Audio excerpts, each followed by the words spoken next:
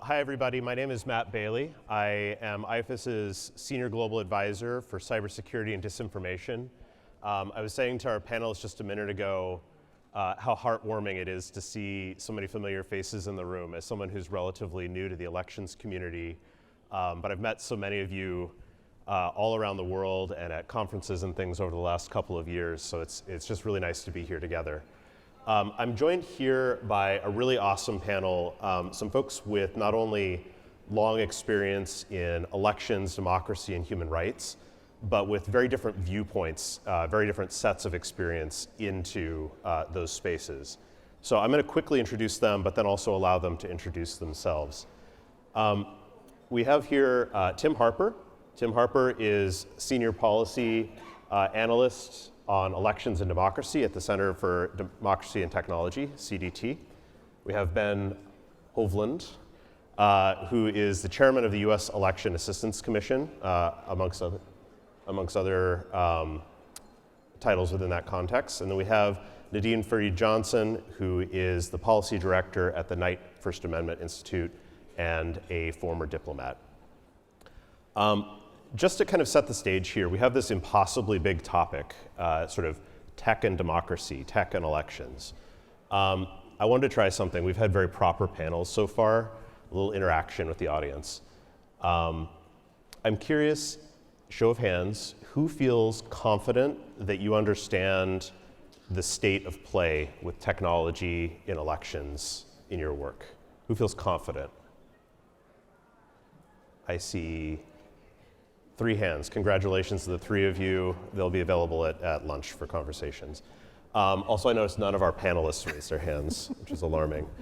Over the last few years, we've seen really, really big shifts. Of course, many of you know there's a number of countries around the world who are piloting all sorts of new elections technologies, including most recently, to my knowledge, in Moldova and Georgia.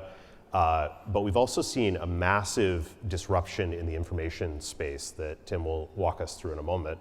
Not only have we seen the emergence over the last 4 years in the US of TikTok as sort of the dominant platform for a large segment of the electorate, but we've seen really, really big shifts with regards to what we call the legacy platforms, the Twitters/X's of the world, with regards to Meta and its apps and its community standards, its approaches to moderation. And we've seen the emergence of generative AI and various other AI applications and techniques across kind of all of our consumer hardware and software and the social media platforms as well. So it's kind of this period of alarming change.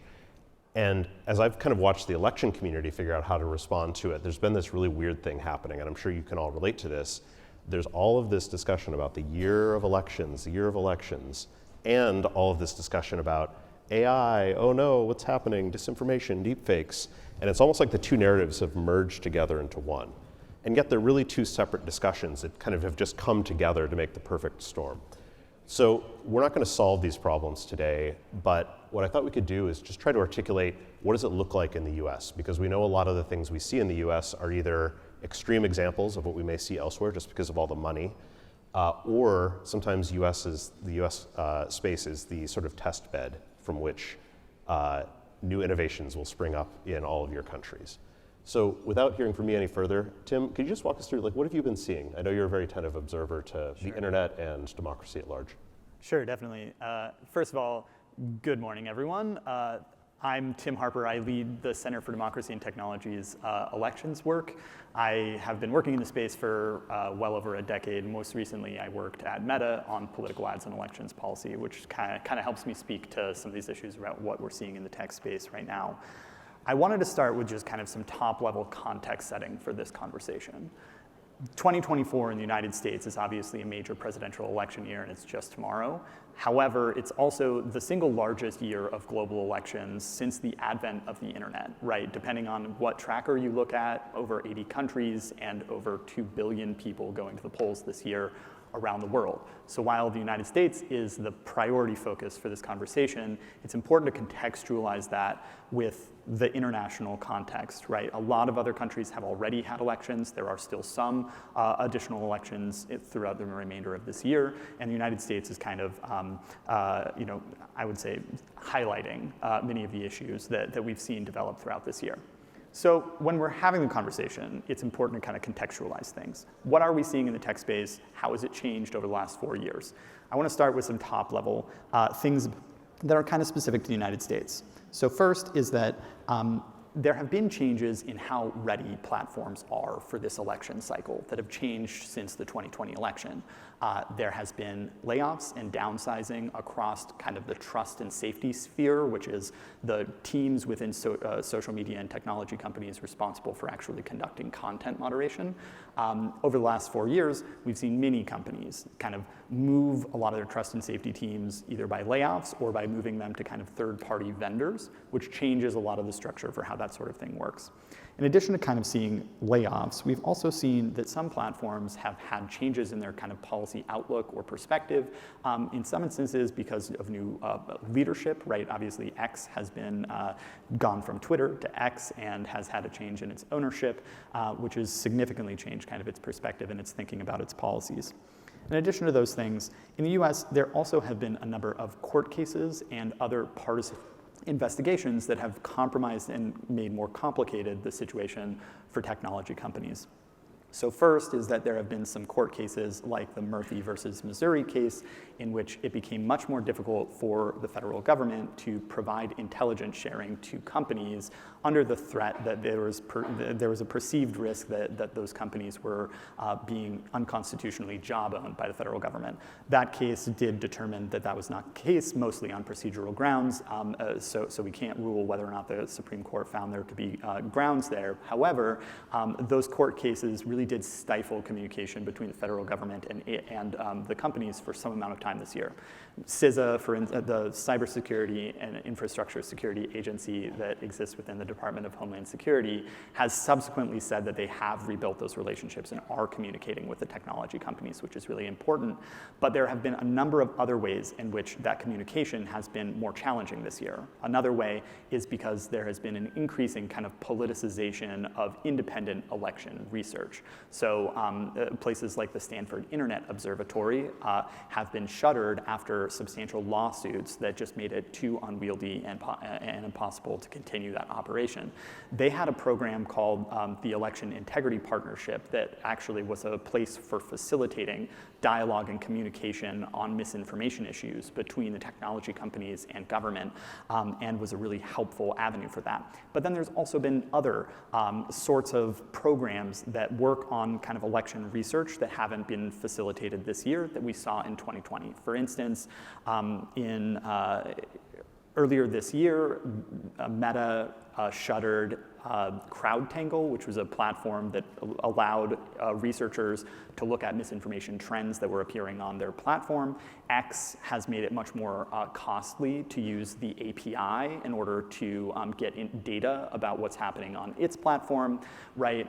Meta also has decided not to continue a researcher access program that they did in 2020, which enabled kind of independent researchers to have behind-the-scenes access to some of what Meta was doing in order to kind of evaluate how their programs were functioning. They decided not to do that this year. So there's been a number of kind of things at what I would describe as legacy social media companies that have complicated the environment. Now, in addition to kind of those court cases, I also wanted to mention that there has been a kind of widening of the distribution environment or the information environment. So there have been new platforms that have come onto the scene in the last 4 years and built large audiences and followings. Think about Twitch and Discord and other online platforms who traditionally did not have a significant impact or play in the 2020 election because they were quite small at the time, and now have very large followings and are really dealing with these issues in trust and safety for the first time, right? So we have some kind of untested companies on that side of things. That also is applicable to generative AI companies, the OpenAIs of the world, who have who are now very large companies, but have really only come into this for the first time this election cycle. And this is kind of their first rodeo, right? So we're kind of seeing the tests that these companies will face in real time right now. And that implicates the kind of environment that we're seeing. Finally, I'll just mention that in addition to these things, we're also seeing that kind of companies and government leaders right now have an obligation, I think, to think about how this environment, the emergence of generative AI, the change in the technology environment, will impact not only US elections right now, but also into the future. So I hope that this panel will have some opportunity to talk about recommendations and next steps, because honestly, if we're just talking about the problems, we're only talking about the most immediate term, and we need to have a conversation about recommendations for the future. Tim, I have two quick follow-up questions for you. What's Twitch and what's Discord? Sure. So Twitch and Discord are technology, social media platforms. Twitch is a online streaming platform where folks will play video games or do whatever they want and have people watch them do those sorts of activities. It has a huge number of users at this point that very closely rivals some of the major social media companies and is owned by Amazon. Discord is a encrypted communication channel similar to something like WhatsApp or Slack, where folks can join channels and have conversations that are much more difficult to monitor, in part because in some instances they will be encrypted and in some instances they will be private, right? And so that complicates researcher access because you have to have access to those sorts of communities and channels in order to understand what's happening there. And obviously if it's happening on an encrypted channel, there are important reasons for those conversations to be protected. As folks in this room are very aware, these sorts of policies are not just about the United States, but also in protecting those kind of communications in more dangerous environments for folks around the world, right?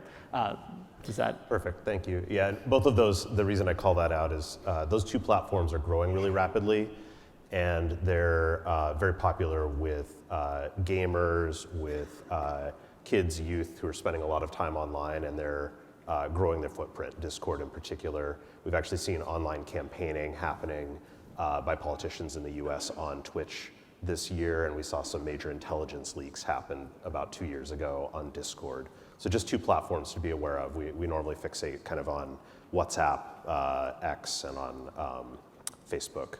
But Ben, I want to turn to you. So you have a unique role here on this panel. You're the Fed. So you've been leading for a long time, both kind of at the state and at the federal level on technology issues. So I was wondering if you could just introduce yourself and talk about kind of what EAC's role, what the federal role is in thinking about some of the issues that Tim was just raising, and anything else you care to add, please. Yeah, thank you and welcome. So I'm Ben Hovland. I'm the chairman of the U.S. Election Assistance Commission. We are a small federal agency, but the only federal agency in the United States dedicated solely to election administration. And that is because elections here, as you have heard already, are very decentralized. We have over 8,000 jurisdictions spread across the 50 states, 5 territories, and District of Columbia. And so the federal role in elections is a unique one here in the US. Our agency is independent and bipartisan. We were created by legislation called the Help America Vote Act of 2002, which was Congress's response really to the 2000 election in the United States. And we were charged with 4 main mission areas. We test and certify voting equipment. We distribute grant money from Congress to the states. Most of that in recent years has been directed specifically to security of elections and election equipment. We do something called the Election Administration and Voting Survey, which is sort of a census or a snapshot of how Americans are engaging in the process, where they're getting registered to vote, how are they voting, is that by mail, early in person, or on election day. And then finally, we serve as a clearinghouse of best practices on election administration, really with each state running elections a little bit differently, looking across the states, identifying programs or success stories, lifting those up to help other states and jurisdictions better serve their voters. So a number of pieces there. And certainly that broad overview helps us look at the challenges that election officials are facing. And in the United States, really, probably elections have certainly been evolving for some time since the Help America Vote Act passed, but really we've seen it sort of in hyperspeed, I think in some ways, since 2016. The Russian interference in 2016 was a significant, I think, reminder and need for focus on cybersecurity around our elections. And we saw a lot of states take the HAVA money, the Help America Vote Act funding that I mentioned, and use that to replace paperless equipment, to harden their statewide voter registration databases, to do more and more training around cybersecurity. Then with the 2020 election, we saw an expansion and changes in the information environment. That has been certainly a challenge for a number of years, but has increased significantly post-2020, both the nature of dealing with the specific challenges of the information environment. There are, I say a lot, there's a whack-a-mole, which is a game here. I don't know if it's made it everywhere, but essentially there's a conspiracy theory of the week, and on different parts of the internet, there's all kinds of things that pop up about elections that are untrue. But then additionally, we have seen more threats of violence, more harassment that has stemmed from that information or that information environment. So it's certainly a real challenge for election officials. I think it is heightened a little bit here because the decentralized nature of our elections gives us, I think, a lot of advantages. We get to see, one, it makes my job a lot more interesting, but we get to see a lot of experimentation. We get to see states pioneer things like being mail-driven elections, where most of their elections are coming through the post office. We get to see places like Arizona pioneered online voter registration, and we wouldn't likely see that in the United States if we were dependent on federal legislation. But it also means that each state has slightly different rules for elections, and so communicating about that is a challenge. We've done a lot of work to emphasize trusted source information and getting information from your state or local election official. For example, here we're in Washington, D.C. The Washington, D.C. media market touches, just if you're turning on local news on TV, that hits Virginia, West Virginia, Maryland, and the District of Columbia, all of which have slightly different rules for administering elections. So there are pieces of this that have been a historic challenge, but particularly with social media, with the widespread efforts we've seen by certain foreign adversaries to further divide Americans or amplify false narratives about election administration. To me, it really is a tell about where we are in the information space and how we need to react to it, particularly because of issues like emerging issues like AI and what it looks like on the horizon. I think historically in the United States, voter education has been something that would be nice to do, and I think we're very much shifting into a place where it's something we have to do. We have to make sure that people know where to get that trusted source information and do more to help them know how the process works, know about the safeguards that are in place. Because at the end of the day, our elections are very safe and secure, but not everyone understands the work that goes into running them. That sounds expensive. Yes. Yes. I know everybody here who administers elections feels that the sort of the cost of doing an election well, especially with regards to voter education, has gone up, and parliaments seem not to have recognized that cost is there. So we're feeling that pinch globally. So we've already heard, Nadine, about this question of sort of like not only disinformation, but the politicization of the process, the questions that have been raised about what the appropriate role of government is in alerting us when there are issues, whether those are deep fakes or perhaps disinformation about what identification you need to bring with you on voting day or when the polls will be open. you're a free expression advocate on the panel. So I'm curious, what are you seeing? What is Knight thinking about these issues? And where do you think things are going from here? Great. Thank you so much, Matt. It is really a pleasure to be here. My name is Nadine Farid-Johnson. I'm the Policy Director at the Knight First Amendment Institute at Columbia University. And as Matt mentioned, I'm a former diplomat as well. I spent the better part of a decade as a US diplomat serving in the Sub-Saharan Africa, the Middle East, and in the multilateral sphere. And I come to this work not only as a former Fed, to use Matt's term, but also as an attorney by training and a former professor of law and political science. And the Knight Institute was actually established in part to answer some of the questions that are so pervasive right now. We are really charged with the mission of safeguarding free expression in this shifting landscape in the digital age. And with our litigation, research, policy, and public education programs, we seek to protect free expression online, the public discourse online, to protect privacy that is so critical to freedom of expression, and to protect access to information.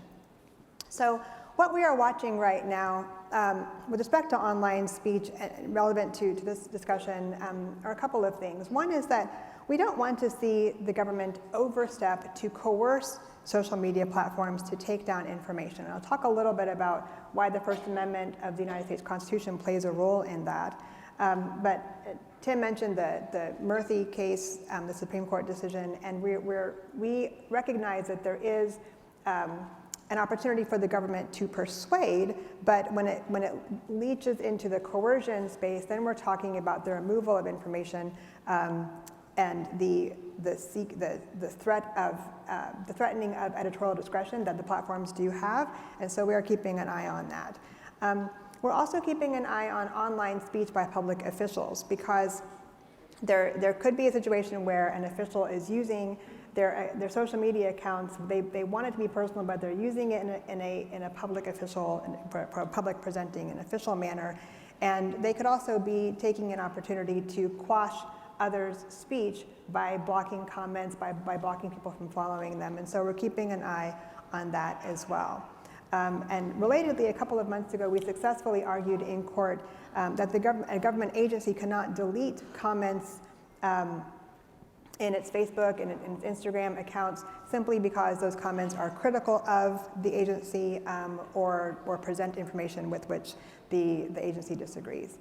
So when we're looking at the information environment now, we are, as you all know, in a rapidly transforming online environment. And we believe that there is an opportunity here and a responsibility, frankly, to regulate with intentionality.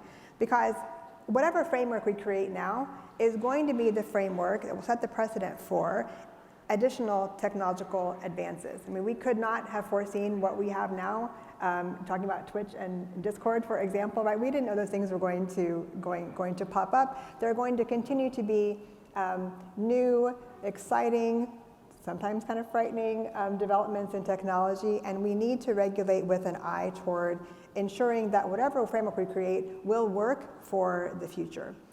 And there's a lot of discussion about, well, shouldn't the government stop misinformation? And I would urge you to think about the fact that if we were to say, okay, we want the government to regulate, to stop misinformation, which information? Which misinformation are we talking about, right?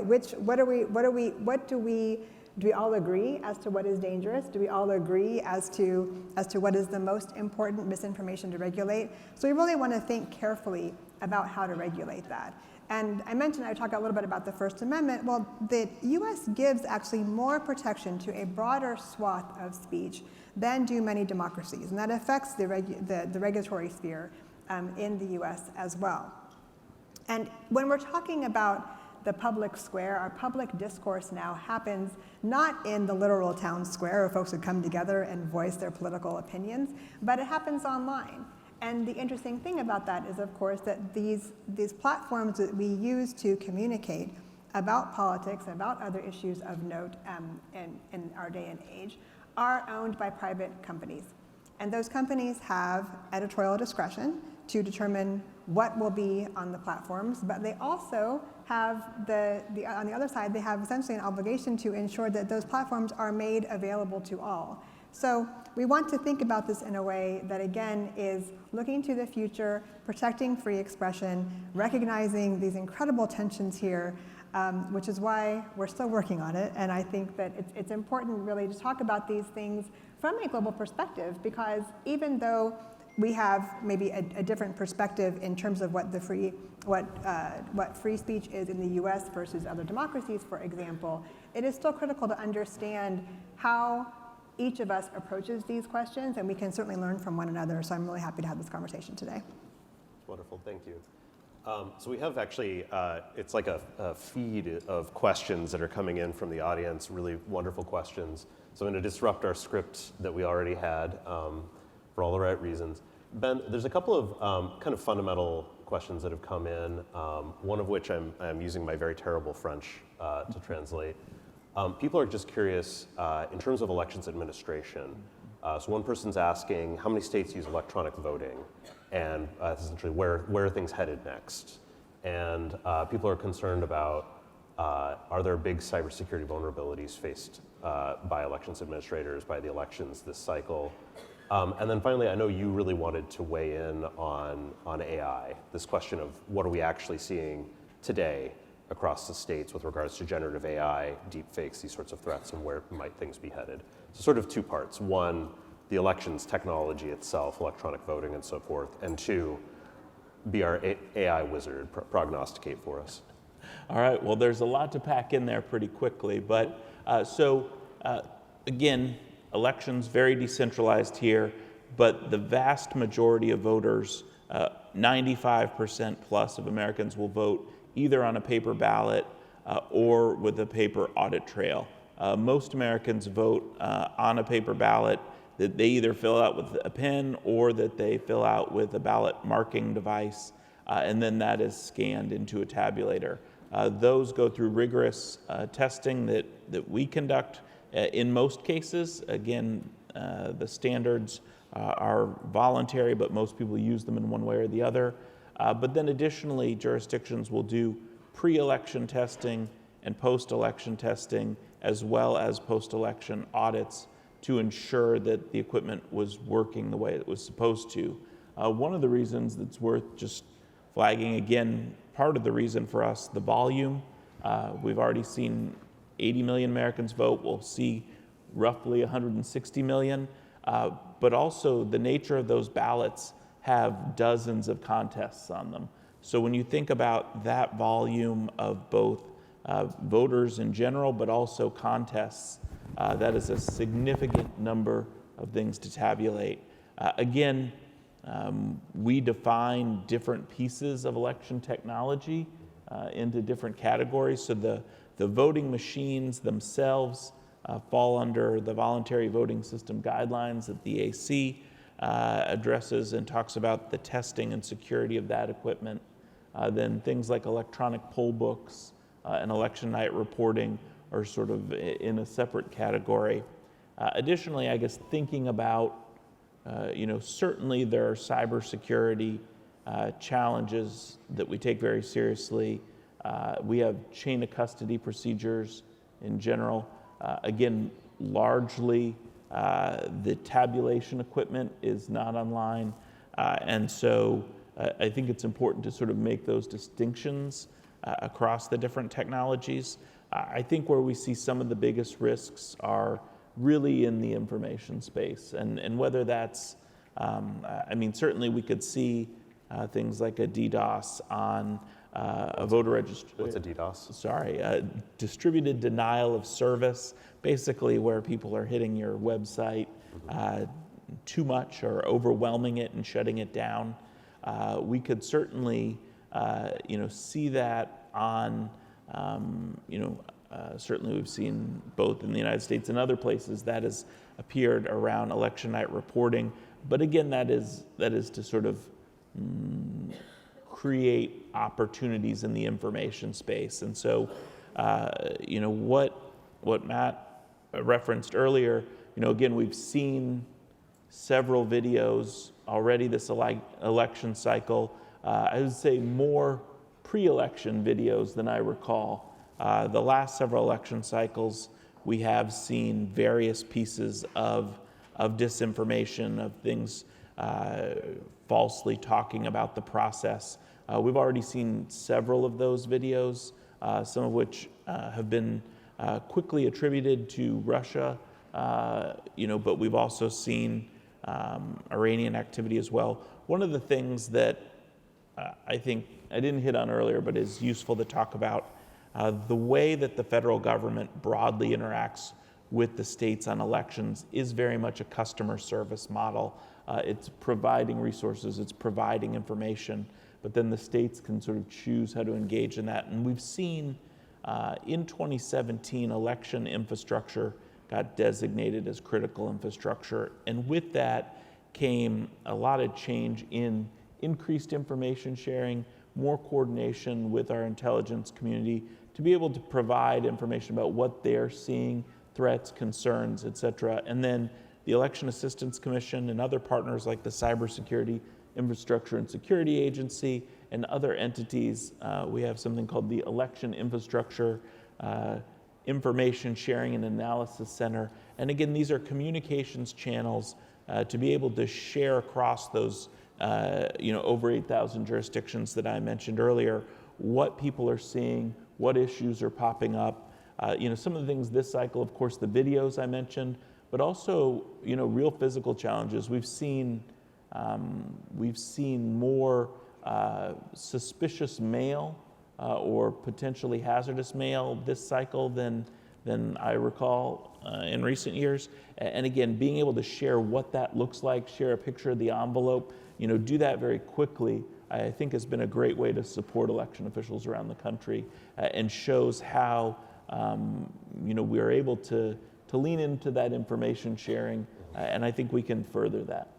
That's helpful. And you've made a couple of references without using the words, but a lot of what you're talking about is both voter education and also sort of threat intelligence, getting timely information about these types of threats, whether it's patterns of dangerous mail or whether it's synthetic media, deep fakes, fake audio, directly to elections administrators very quickly so that they can take action, whether that's voter education or some other sort of action. I think before we go any further, actually, Nadine, we made a couple references to this. Actually, any of you could probably respond to this, but the big shift from the major social media companies in terms of what data is available. Would you mind speaking on behalf of all of us to what we're seeing with regards to that and what effect it's having on our work? Yes, absolutely. I mean, I think it's really important to think about the question of transparency on these platforms. And to your question in terms of what data is being made available, the answer is that data that's being made available is actually becoming more and more limited. Tim made the really important point about the decision by Meta this year to not renew or reinstate its agreement with researchers to be able to study the impact of social media on this 2024 election, which, as you know, is an absolutely critical election in a year of critical elections. But they did authorize that in 2020. We have seen now, actually in just a few weeks, X will have new terms of service that go into effect on November 15th that will limit the number of posts that individuals are able to see. Now the limit it's a large number, it's 1 million, but for a researcher, for a journalist, those limitations have considerable and significant impact, negative ramifications. Because if you're thinking about what it is that we need to know as those of us who are engaging in public discourse, those of us who are users online, it's important for us to recognize and understand what impact are these platforms having on us. How do they shape how we engage? What kind of information is amplified and given to us versus that which is de-amplified? All of these things are critical for understanding the platforms with which we are engaging, the public square with which we are a part, and then we can work from there to better understand how we wish to regulate them, again, with the parameters that I talked about earlier.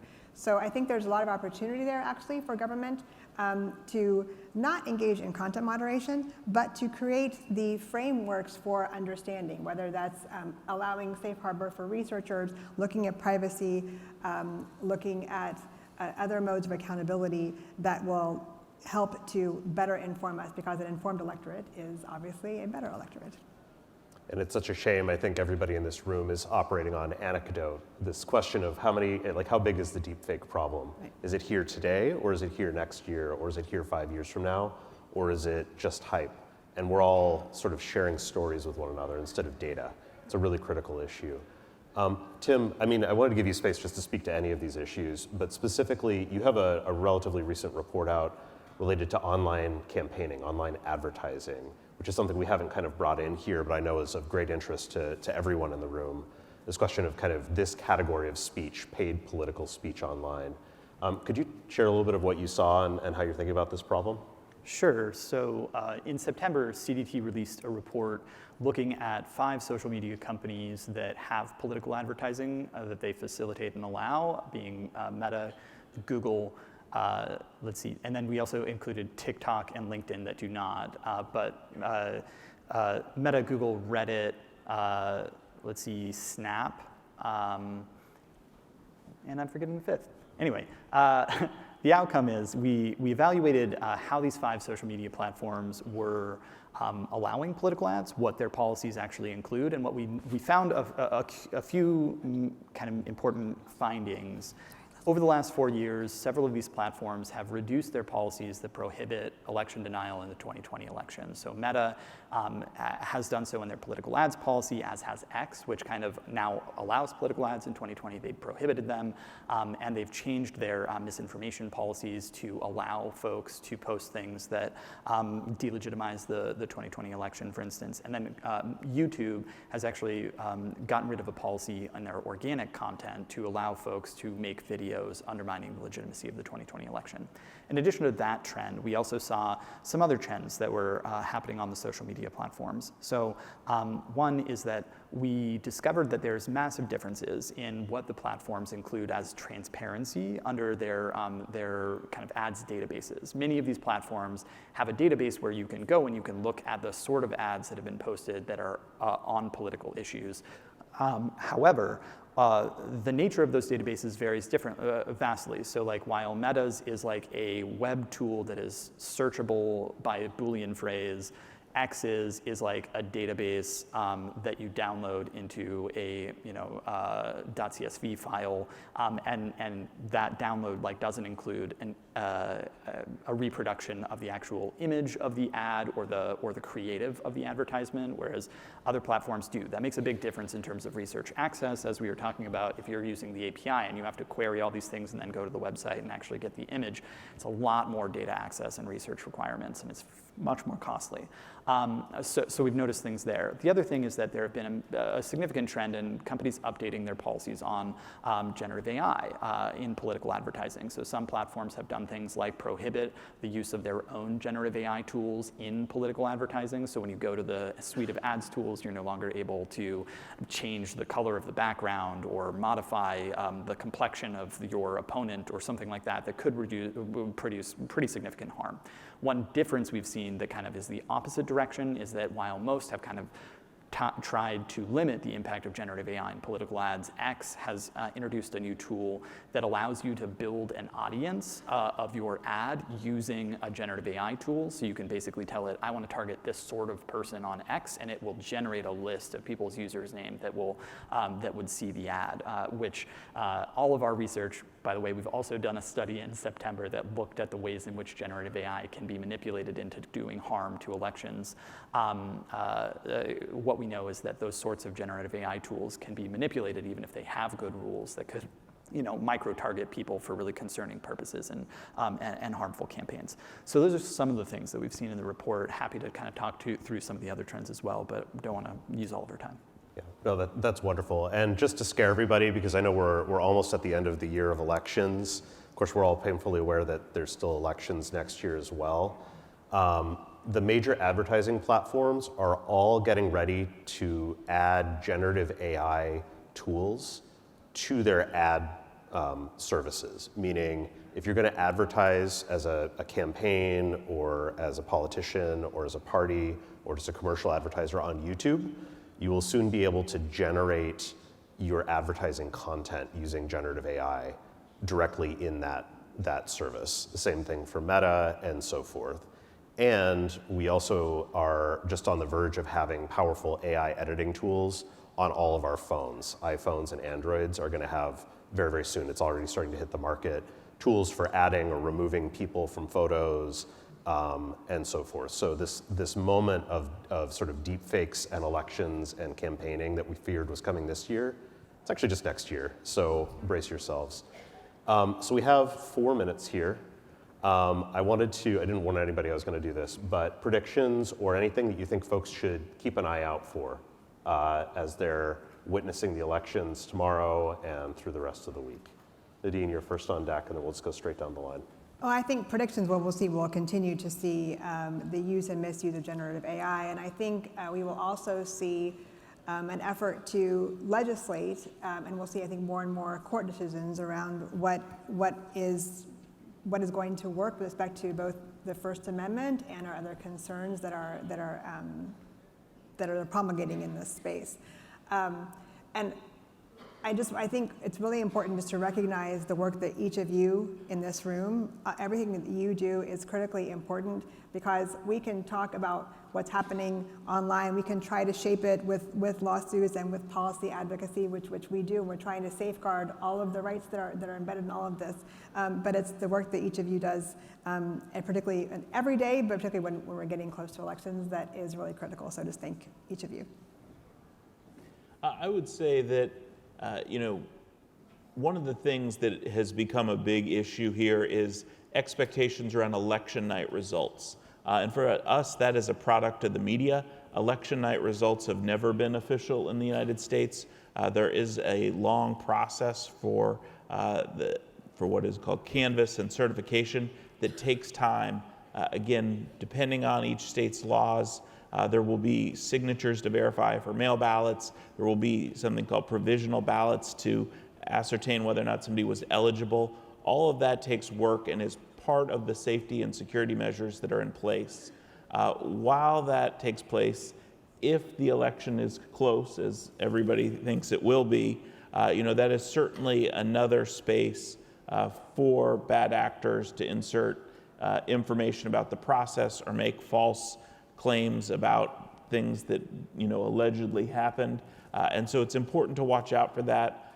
But again, it's also important to understand that each state sets out the laws that our professional election administrators follow, and they do that in a transparent way. And so that is ultimately the results part of it, and it is what gives me confidence in the integrity of our system, but also know that it is another window for information efforts. Yeah, I really just will repeat and build on what my other panelists have mentioned. This week, I think y'all that are here monitoring elections, I would discourage you from expecting to know results immediately. To Ben's point, in 2020, we didn't know the outcome when the media called the election until Saturday after the election, but official results still take weeks and months after that. Certification deadlines for California is a month after Election Day, for instance. So states are doing this work to finalize votes for a long time after the media has hypothesized the final outcome. So anticipate a shift. We know that there's likely to be a shift in kind of vote totals throughout that week, which sometimes is referred to as the blue shift, as Democrats gain more votes, as more urban jurisdictions that are slower historically at counting ballots have those tallies come onto the scene. So anticipate that. I would also say in terms of mis and disinformation, there are kind of vulnerable time periods throughout most of the post-election period that y'all should be aware of. And I'll be very quick with this. One is kind of this immediate week when most of this kind of information will be coming out. There will be threats of increasing kind of escalation of political tensions and violence as folks try to kind of rally around outside of some of the counting facilities of election facilities. We may see kind of tensions emerge there. But then also immediately kind of after the first week post-election, I would say there are a few dates that are procedural and statutory deadlines for the Electoral College, specifically December 11th and December 16th, which are really important as kind of escalating points for political violence that we're kind of looking at. The reason for that is on the 11th is when the states have to submit their slate of electors to Congress, and on the 16th is when they have to actually meet to hold their vote for their electoral votes for the state, and then those votes have to go to the Congress archivist by December 25th, which is, I think, kind of